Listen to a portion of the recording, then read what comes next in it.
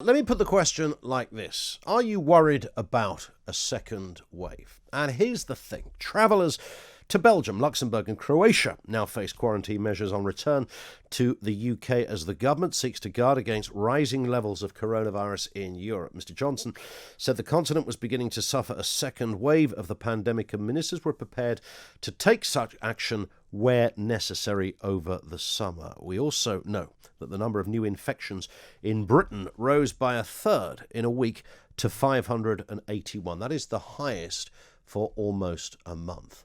Are you worried about this? 0344 499 1000. Remember the term herd immunity? That was thrown around right at the beginning of all of this, wasn't it? And the famous interview that Boris Johnson, I think, did on This Morning, I think with Phil and Holly, where he talked about, which has largely, by the way, been used against him, but to suggest he said something he didn't say. But he said there are two kind of theories around this. You kind of tackle it head on and, you put in place all of these varying measures as best you can with something as unknown as this, or you kind of, I think his phrase was, you take it on the chin and you just let it gradually go through a nation and out the other side, and then you revert as best you can to a semblance of normality. And I wonder whether that's now where we are inevitably back in that situation. It's funny how the room divides. A mate of mine, Al, I talked to him about this a lot. He is incredibly concerned about a second wave. He's evangelical about the face mask and really worried. And I share quite a lot of his concerns. And we discussed this a couple of weeks back. It's all very well somebody saying, well, most people will have a mild case and it'll go through you and out the other side, and you won't realise quite, you might not even know or understand you've actually had it. It could just be feeling a bit rubbish for a few days. It might be that. There might be no effects at all. But of course, that doesn't mean it's going to be like that.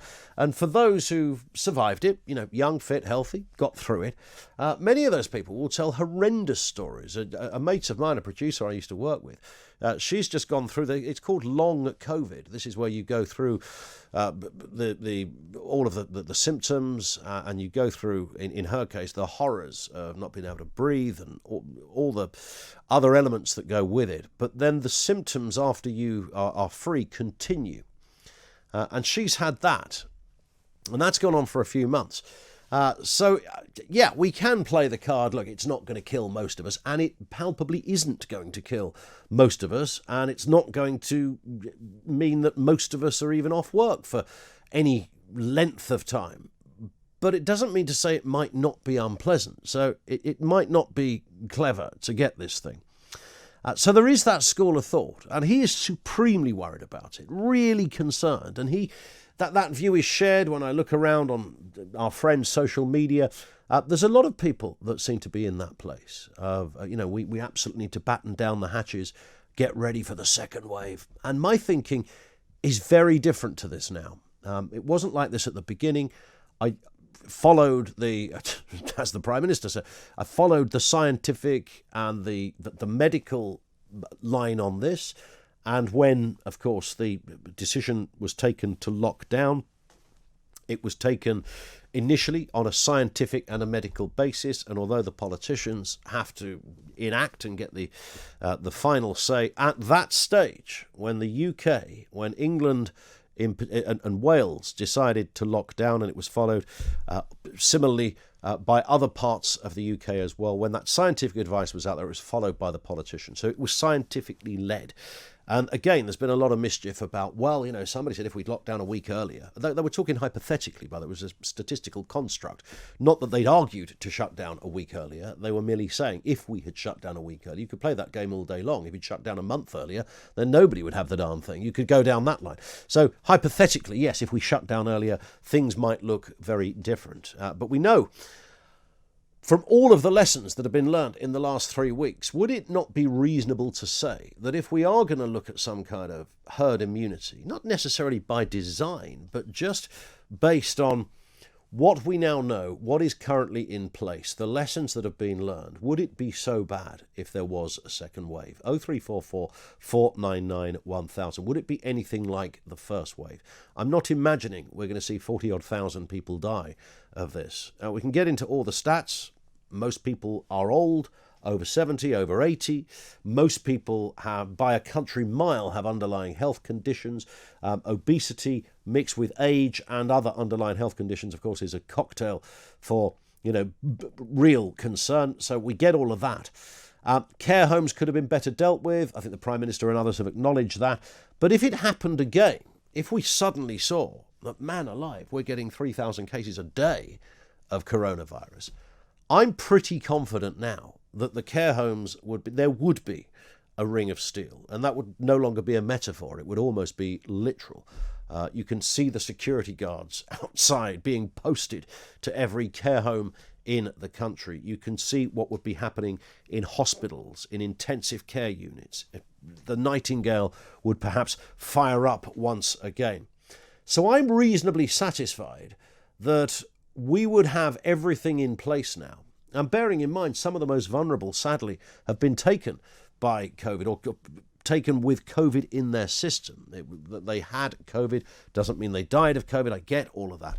If it were to happen again, would it be the worst situation? Bearing in mind, the other option is that we keep tinkering and attempting to cut it off at the pass, and we'll close this place and we'll shut this, and that school will go back into lockdown, that business will close, back to working from home. We either do that. I sense we could be doing that for the next 1-2 years with this.